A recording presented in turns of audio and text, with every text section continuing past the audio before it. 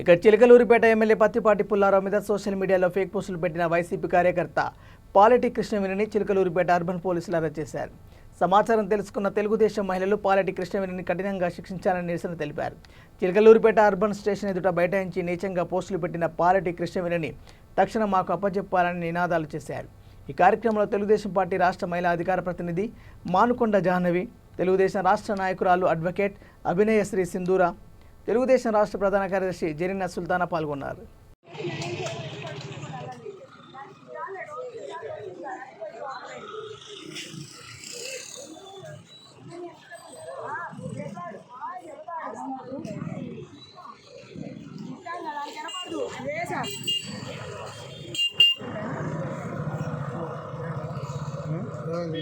మేము మనకి